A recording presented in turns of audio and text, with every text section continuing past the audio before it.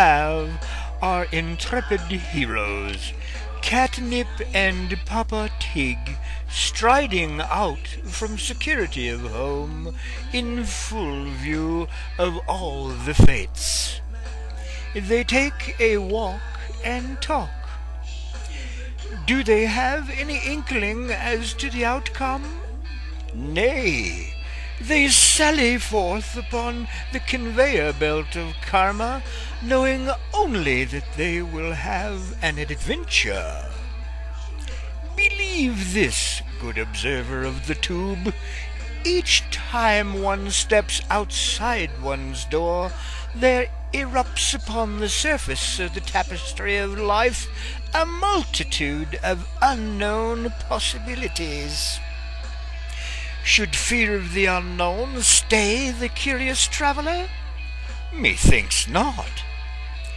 Is dislodging one's arse from an easy chair a fate worse than death? Surely not. Instead, to travel the tread path with a good companion is a fate better in life. So come along, good people. Experience a walk and talk on the Catnip and Papa Tig show. Thank you. One close. I'm fuzzy, I think. We'll see. There. I'm tired. I woke up at like 3 in the morning after napping a bit, so now I'm kind of delirious.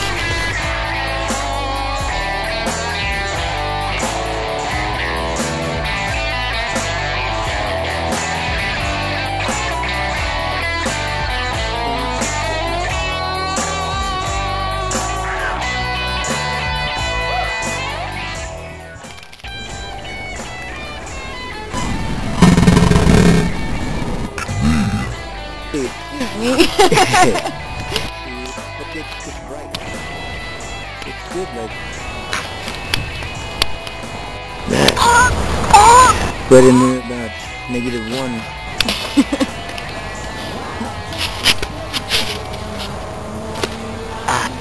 When I get home, I want to try some of this makeup out that I've got for my face.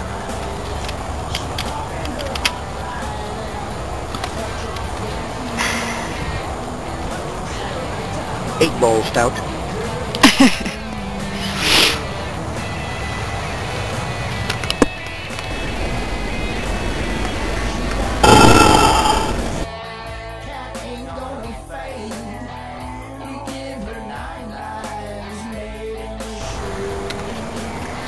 Yep. I thought of a new one. Remember, I woke up middle of the night and I'm working on intros and outros for different things. And so I was running it over in my head, you know, I am the face, I am here with Tongue and cheek. And at the end of it I was thinking, okay, that's the intro. I was running it over in my head, and then I was thinking the outro, and that is that, blah blah blah blah blah. And during all that, somewhere along the line, bing, a light bulb went off about a whole new little series of significant sentences, if you will, to go with it. And I thought, oh cool, that'll be good. Oh, shit, I won't be able to remember it. I'll have to get up and write it down.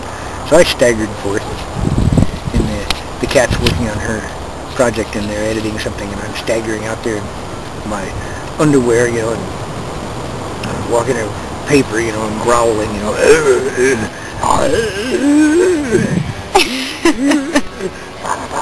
scribble, scribble, scribble, scribble, and cat's going, you okay, Papa?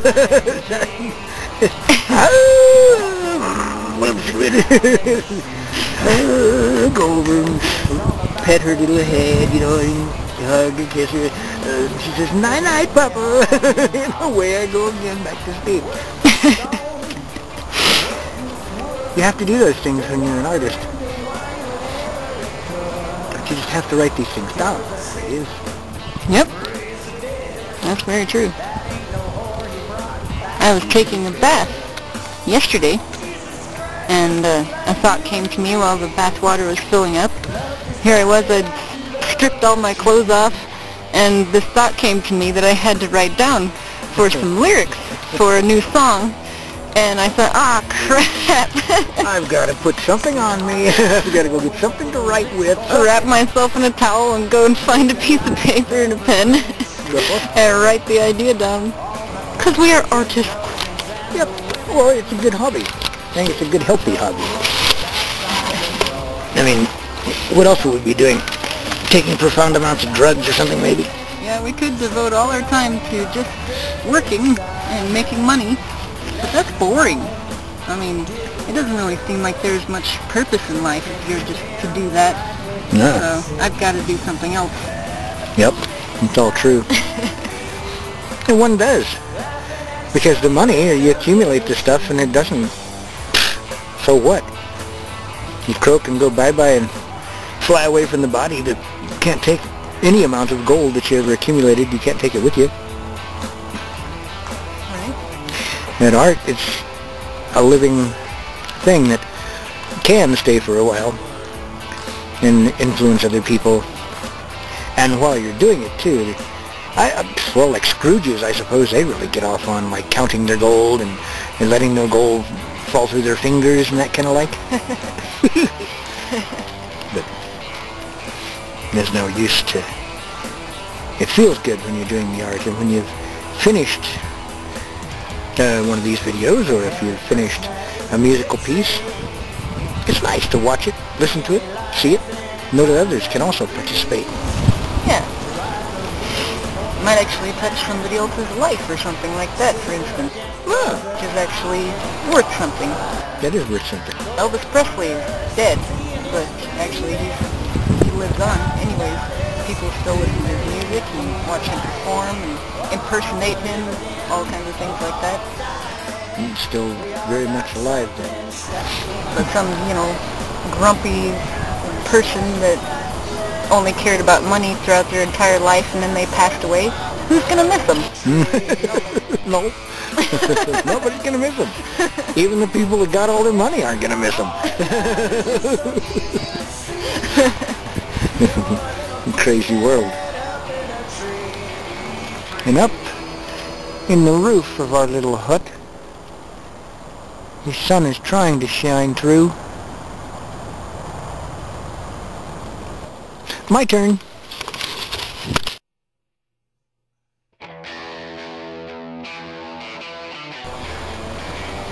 So, let's see. I guess I'd better...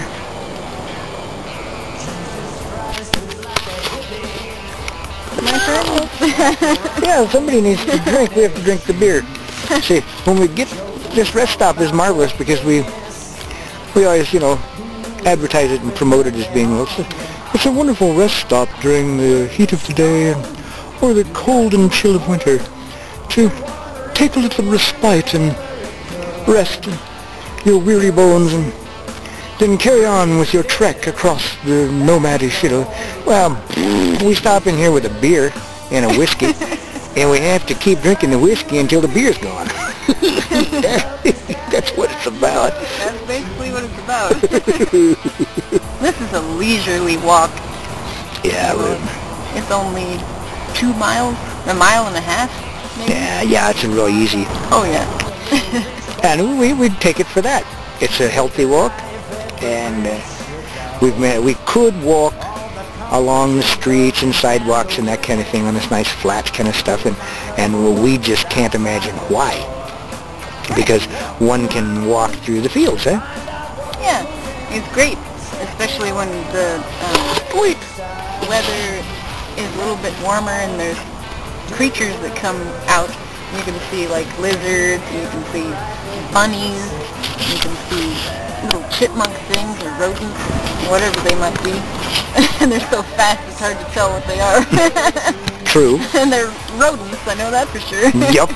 They're mammals and they're hairy and they have little tails. Right. You can see all kinds of creatures if you go out walking, and it's nice to do that. It's very tranquil. Mm-hmm. It connects you with your sense of being and with the earth and things like that. Aye. Yeah. We saw some birds today. Yeah. One came right down to us. Yeah. Would have been a friend. That was awesome. Yeah.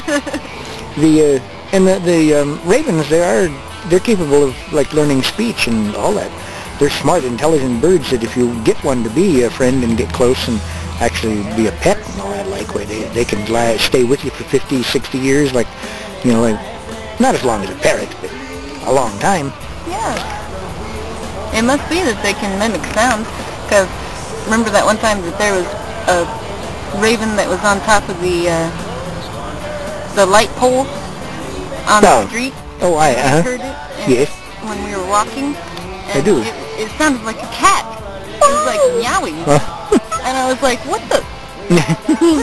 listen to that, do you hear that? Yeah, and watched and looked, and yep, its little beak would open and... Yeah, it opened its beak, and it sounded like a freaking cat. It's true. It's true. Meow. It did. Creatures are amazing. They are. They're way, way, way with it. More so than a lot of folks give them credit for. Pets can learn tricks and things like that. And, but not only that, they actually do have emotions. Some people don't think that their pets have feelings because they're just animals. But I don't think that's really true. You can tell when they're happy or when they're sad. Mm-hmm. You can. They kind of smile. Yeah. Or they, you know, go down. You can tell they're sad. Or the embarrassed thing that dogs do. You just have to pay attention. That's all. That's all. Sally Forth. Well, I said that at the beginning of the vlog. I mentioned Sally. And We're sallying forth. Perfect. So we could use that at the end too. Sally back. we're gonna sally back. forth, so we're gonna sally back. Sally back to the Betty. Or the Frank, I don't know. Wouldn't have to all be girls' names. It's funny, however, that within military lingo and within a lot of things that have to do with traveling, it's all girl stuff. Yeah, and sailing too. Sailing is a lot of women. They name their ships after, like, they name them female names and stuff. Often. Yeah. Yeah. And the Queen of Battle, of course. So this sallying thing sort of makes sense. But franking wouldn't sound quite as good. I'm franking forth. No. Billying forth. No. But sallying somehow sounds good. We don't use it very often anymore, of course. One-eyed maniac.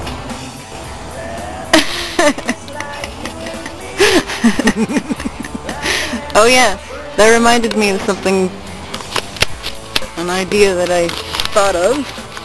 All right. An idea that the cat thought of. Take one. No. Oh. Yeah. So like, everybody on the internet lately has been saying, that's what she said. I was thinking it'd be funny, me as a female, saying, that's what he said. Well, sure. So, you know, depending on whatever particular situation is going on or whatever. That's what he said. I could say,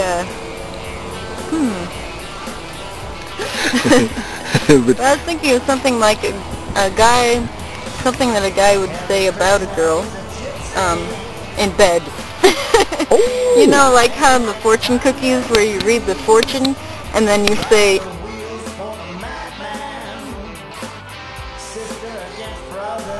in bed. I was thinking about something like that. Oh, okay. So maybe, depending on whatever situation is going on, I could say, like, I'm getting wet with beer. There you go. Yeah. No. Because guys get hard, but girls get wet, huh? That's what he said? Yeah. No. I'm getting hard over my beer. There it is. Hard over beer. That's what he said. I want to use that's what he said instead of that's what she said. Well, yeah. Somehow. I'll figure out more things later. Why, certainly. I think it's a good idea. The verbosity, the gymnastics that goes on with words and the way that it changes and stuff is always unique and changing around. People are down with this or that. All hands to the deck. That's what he said. Yeah, there you go.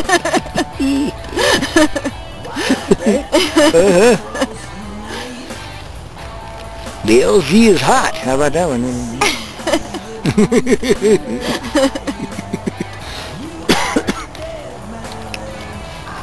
We're almost there. I'll see. I'll switch and see if it works. We have now is now down to whiskey. 1 or 2 more sips. We can take 1 more whiskey each probably, and a little sliver of the water, the beer. Yeah, the water of life. Yeah, well, that's usually in the Irish. It's the East Cabaha. The water of life is the whiskey. And how they refer to the beer, I'm not sure. Maybe just porter. Porter? Mm-hmm. With PH? Yeah. Porter. Yeah, porter. That's what he said. That's what he said. That's what I mean as well, too. Porter is a porter. And I keep my whiskey in my pocket, along with me change. Well, so the spirits, do they refer to like wine and champagne and like cocktails, martinis? Is that what spirits well, I think the spirits are actually the harder stuff. I think that spirits are actually the whiskey, the hard stuff. And but it's vodka and things like that? Yeah, but usually they're the ones that are really the high octane things. Usually the ones that are like 70 proof or more. Better, yeah. That's a spirit, you know. That's a spirit. I'm seeing the truth. I got it. Wow. Spirit come down. Spirit come down. Okay. We all good. Fantastical. I see blue skies all over the place now. But it was acting kind of nasty. Seems to be kind of clearing up, doesn't it? We could have gone into our town trip, but we decided against it. We didn't want to go. I don't think we really wanted to go. No. You know, I didn't really want to. Sometimes you feel like going on, a big trip that goes into town where the big city is and bustling around and knocking around with other people, and sometimes you just don't feel like doing that. Goodness gracious. We ran into people at the store that we knew here in the small town. Lord knows if we'd have gone into the big city, we might have met people that I used to know 30 years ago. Yeah. I don't want to do that. Some of those people I don't want to meet again. No. Some I wouldn't mind, of course, meeting again. One never knows how the dice are rolled for a given day.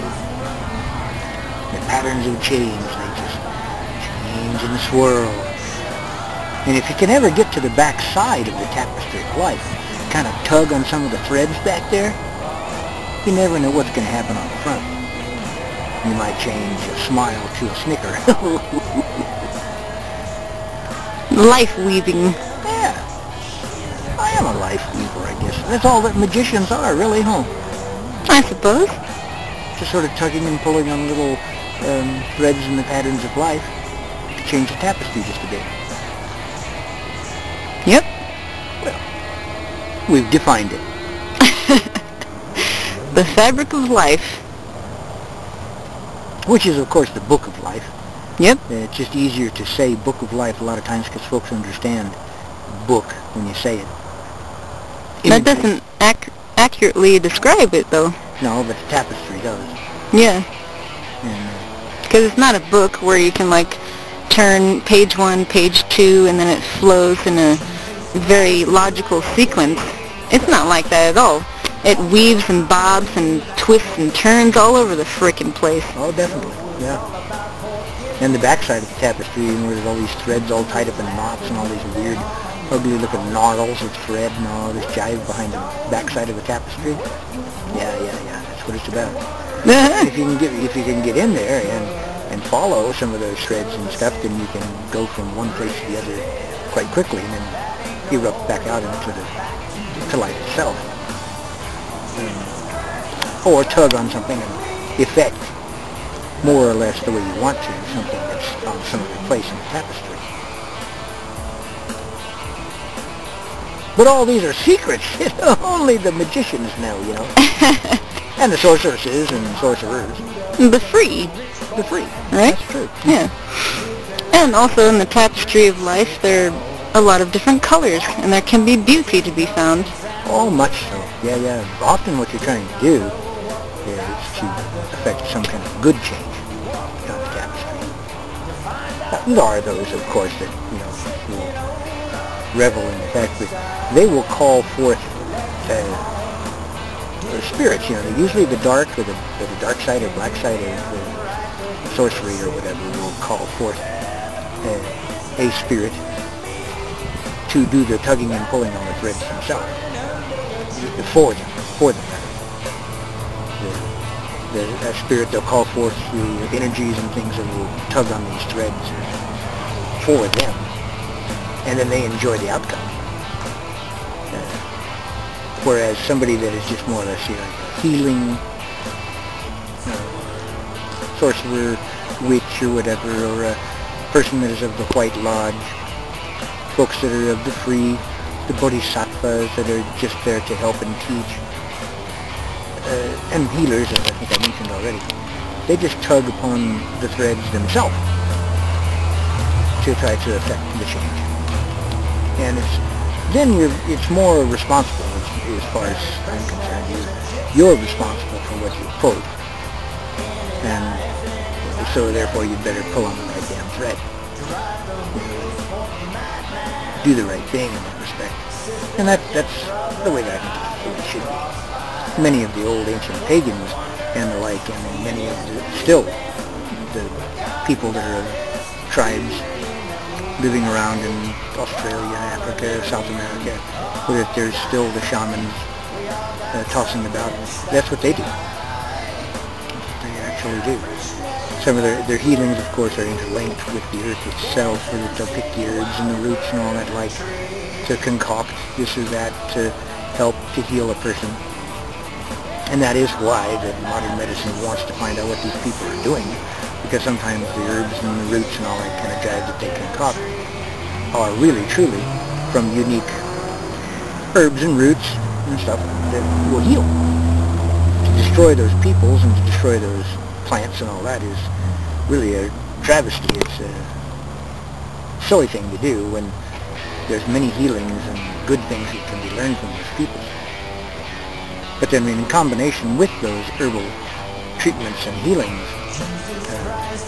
incenses and the like that can be breathed by a person that needs to be healed, then they tug and pull upon patterns of change, threads of life.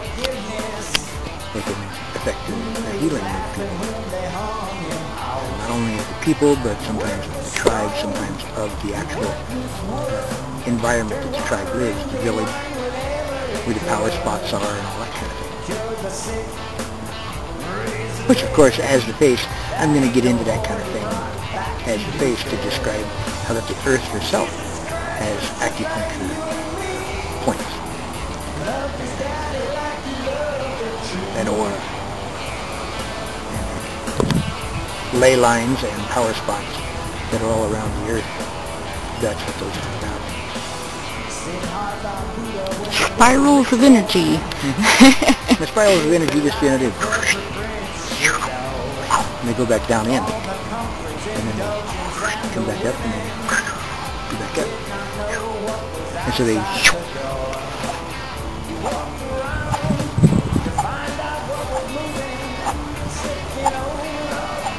can find these power spots when you're able to see the auras. In Mexico, there's some dandies there that, because the area has been left pretty much primal, and people haven't destroyed much of the life energy that flows into Taos, New Mexico, and different places in New Mexico. That you can find these power spots. They exist. If you can see auras, you can see those spiral energies going up and down.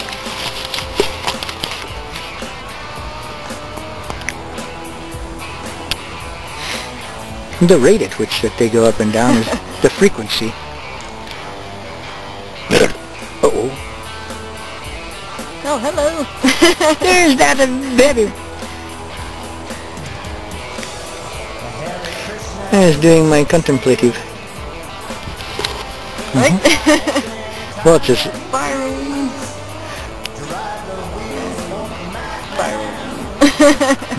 That's what it looks like. Well, it's a glorious thing. I couldn't really film you doing it very well. I was trying to follow your hand, but I think I was a bit slow. I was kind of hoping that you could catch that. We can edit it so it looks cool for the vlog. It does.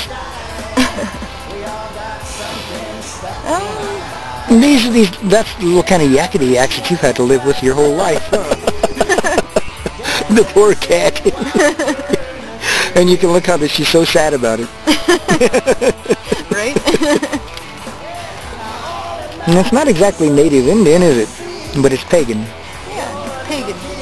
It doesn't have anything to do with religion. It's not Christianity. It's not really Buddhist. It's not really, Muslim or anything like that. It has to do with spirituality, I guess.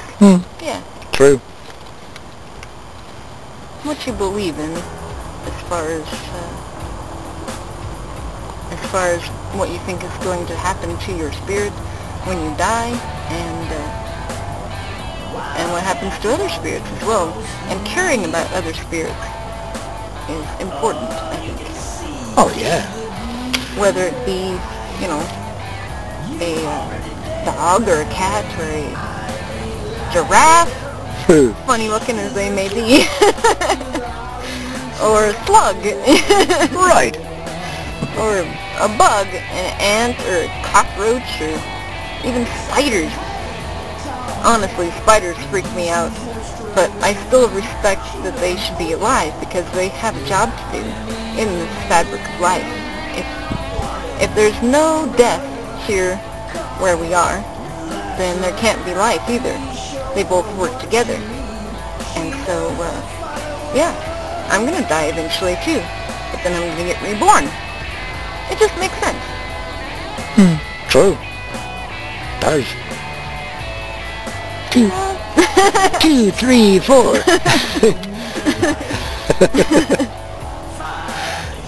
It's Christmas in heaven. Hark the herald angels sing. Well, all that's right on the money. It truly is. And it's your experiences with life. A lot of the pagan idea about the whole deal is that it's your own, what you find, how you speak to the ultimate reality of how you speak to the spirit. It's your own personal experience seems to me to be much more valuable, more important than what somebody else is telling you you're supposed to experience. Yeah. So, that's it.